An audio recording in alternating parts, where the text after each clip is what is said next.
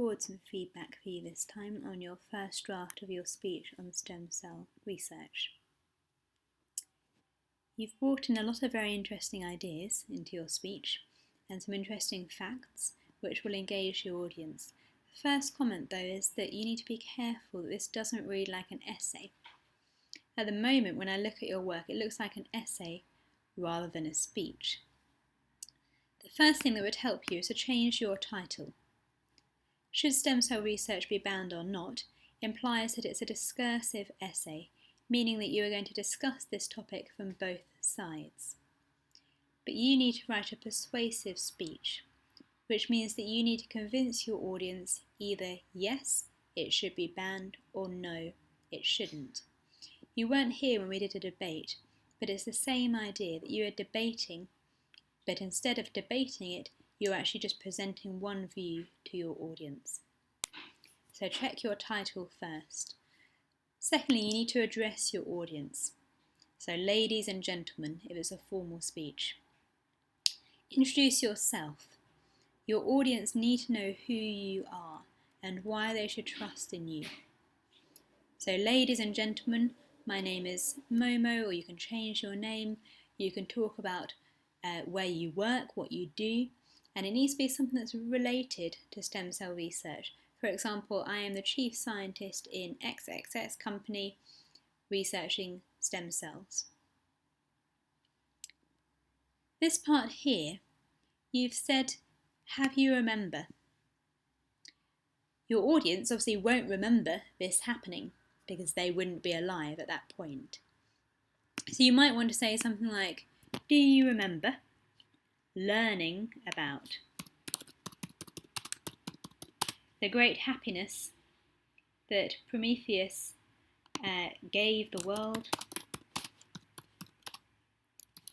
when he stole fire from Mount Olympus and granted passed it to us? Because your audience weren't there at the time, so they have to remember learning about it rather than actually being there. I believe. Whenever you say I believe, we need a preposition afterwards. I believe that. I believe in. Here, I believe that something. So I believe that there is no difference between the fire and the stem cells. We don't need capital letters. It's not a proper noun unless it's a specific name. I'm not quite sure about your link between the two here. I think you need to explain a little bit more. How is the fire that Prometheus stole the same as stem cells? Think a bit more carefully about your link to make it clear to the audience. Stem cells are more than one. Stem cells are undifferentiated biological cells, plural, which is why you need the R before, which can reproduce into, they can become, I'm assuming you mean there, which can reproduce into cells, plural, tissues, and even a complete organ. That's good, it's clear, you've explained what they are. Our research, zeroing in on. You can say zeroing in on, but it's quite colloquial, it's not very formal. It'd be better to change this to focusing. Our research has been, because it's singular research, our research has been focusing on the unlimited possibility of stem cell research, or stem cells, for over 20 years. However, is like but. It suggests that there's going to be a contrast. But here you're expanding on your same point. You're still arguing in favour of stem cells. So we can just start with stem cells. Stem cells are a type of regenerative medicine for our modern society. That's good. We know this medicine, and obviously you've got a gap there that you need to fill in. Furthermore, one word. This type of embryonic stem cell, again we don't need the capitals, this type of embryonic stem cell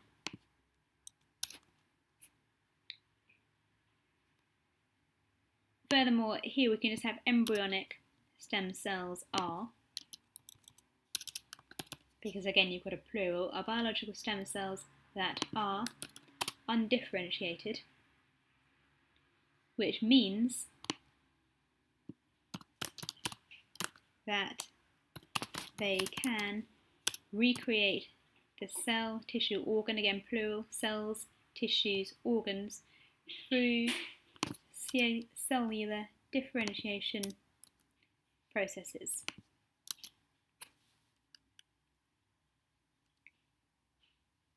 The existence of ES cells. If you mean embryonic stem cells, which I'm assuming you mean, then up here, when you first mention embryonic stem cells, you need to put in your abbreviation, ES cells. That's fine again if it's an essay, but remember you're speaking this. It's a speech, and so actually you wouldn't say the existence of ES cells when you speak, you would use the whole word. The existence of embryonic cells is like regenerative medicine for our human society. You've repeated that, so we don't need this one. You already said it up here. Before the discovery of embryonic cells, the innovation, which similar with embryonic stem cell research, that property can repairing itself was only a myth. So before the discovery of embryonic stem cells, the idea that cells, and then you might want to add in tissues, organs, can repair themselves, because it's plural, there's more than one, can repair themselves, was only a myth. And the exploration of embryonic stem cell research has